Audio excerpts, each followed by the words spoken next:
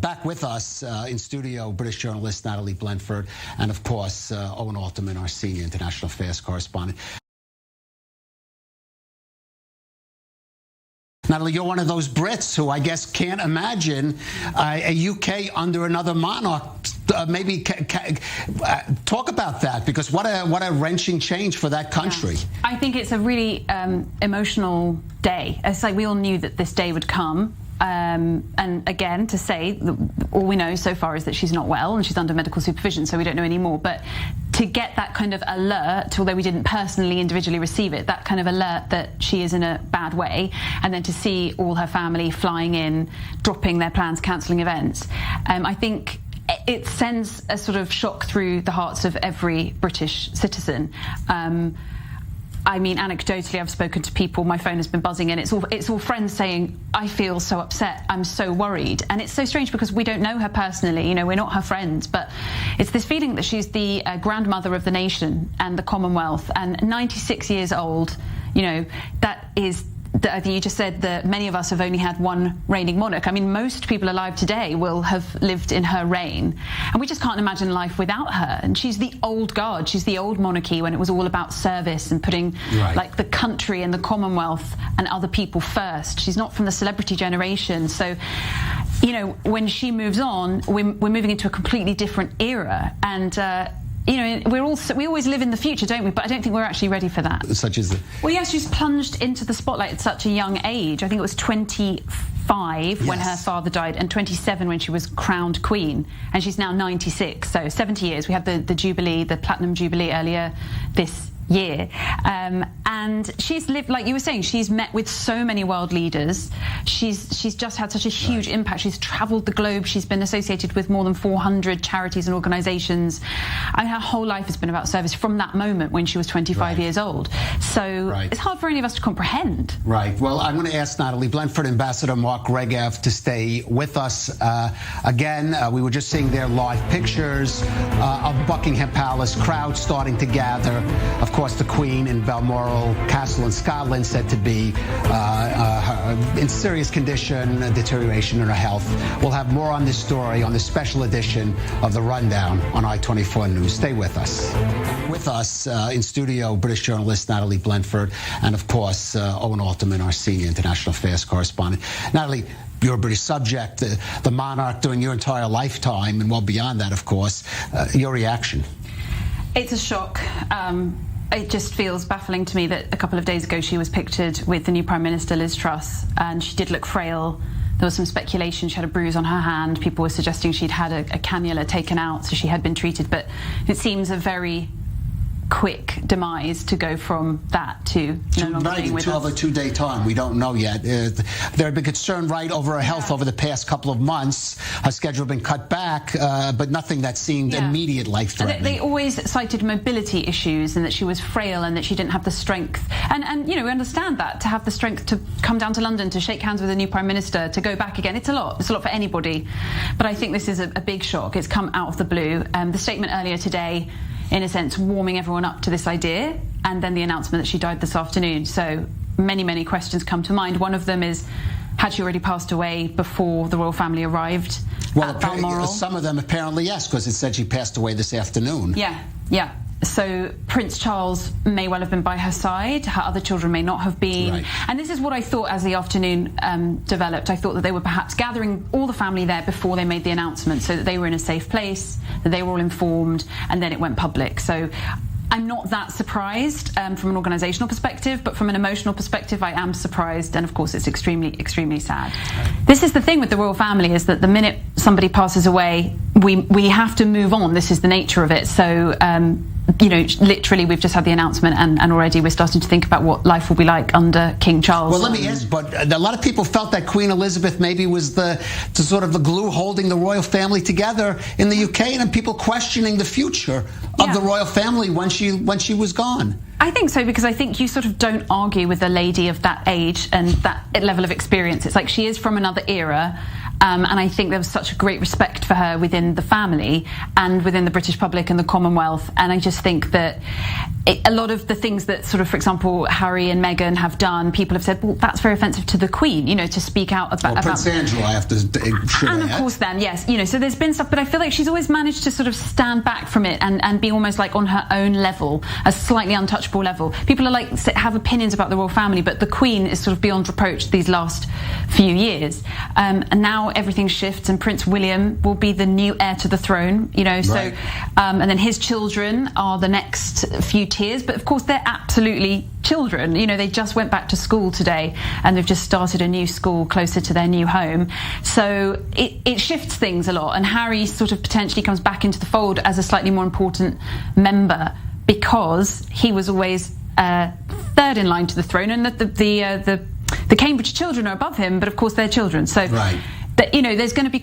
Is it so easy to let Harry walk away now that we've moved into this new era? Point. May he have to be brought back? May he want to come back? I mean, we don't know. It's far too soon.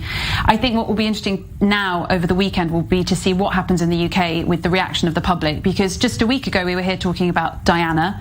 Right, and the hysteria, anniversary of her death, of course. Exactly, the hysteria that came after that, and now the Queen herself. So will it be as emotional? Will there be people weeping in the streets?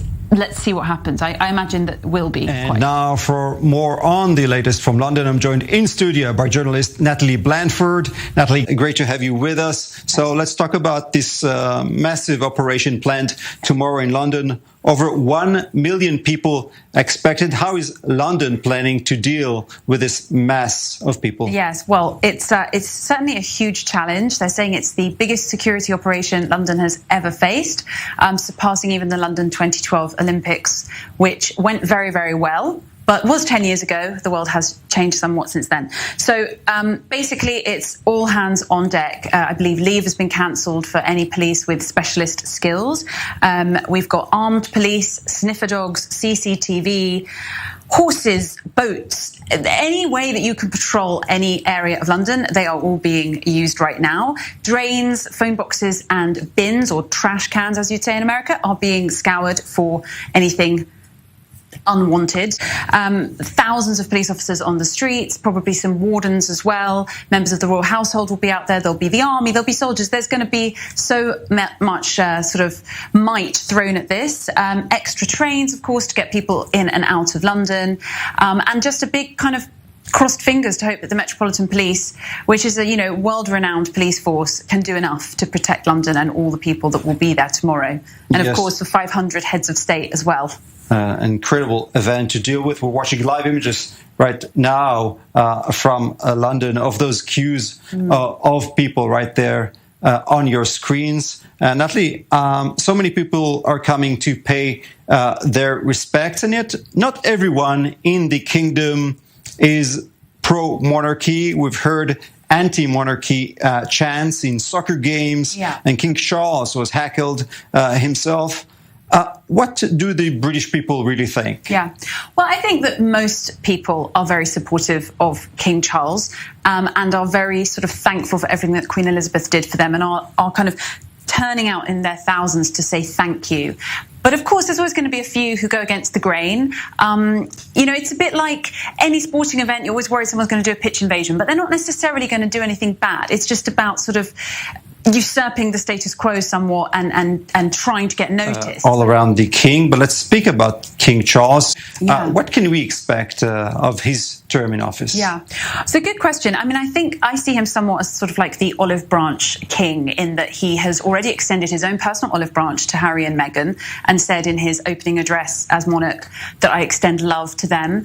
And he's brought back both Harry and Andrew into the fold, both appearing in uniform at these vigils around the Queen's coffin. Of course, both of them were the sort of persona non grata princes, but now they're sort of back in the fold, certainly for this week.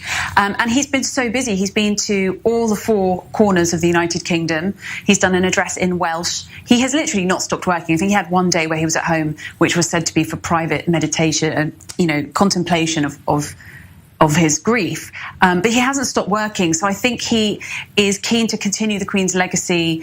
He's very grateful. He keeps talking about his darling mummy and how grateful he is, and also his darling wife. He seems to be very full of love and gratitude. And I think he's going to try and work really hard to unite the United Kingdom, which has been a bit fractured of late, with talk of Scotland perhaps not wanting to be part of the United Kingdom anymore. And as we said, the anti-monarchists who are out there. And I think he's trying to bring everybody back together. It's big shoes to fill, and certainly not easy when you're already in your 70s. Absolutely. As you're starting. But she has been really loved and admired by so many people. Was there any time that you remember where she was under criticism recently? Yes, well, I don't know about recently, but there was that famous annus horribilis that she said in her Christmas message after the fire in Windsor Castle and the divorce of Princess of Wales. Of course, now we have a new Princess of Wales, Charles and Diana. All the titles have changed. Yeah, everything's so a bit of a shift. Look, she wasn't beyond criticism, but a lot of time has passed. And I think the older she got, the more people just sort of fell in love with her again. I said last week she was the grandmother of the nation, which isn't a phrase that I coined. But I think this week we've seen just how much people love her. People feel that she's their grandmother or their mother, depending on their age. And the enormous number of people that have taken to the streets of London to stand in line, often for up to 24 hours, in this famous queue, the queue, to see the coffin lying in state. I think they would have, in a sense, predicted that, but never really to the extent. And I think it's just shown you how much people really, truly love the Queen. And I think there will be people all over the UK right now watching this with friends, with family, and actually really feeling very, very sad at saying goodbye to this woman who, in a way, underscores their lives. Monarch for 70 years and 96. I mean, it's more than we can imagine. I keep looking, Natalie, at that note there that's on the wreath of flowers next to the crown. What would that be? Yeah. I'm not sure what it says at this moment, but I think we'll probably find out, and it could well be a note from King Charles. This did happen when Prince Philip was buried. There was some personal notes from the family on the coffin, but very beautiful collection of flowers there. And again, I was wondering if perhaps they had been gathered from outside the palaces, which would have been a lovely touch rather than ordered bespoke.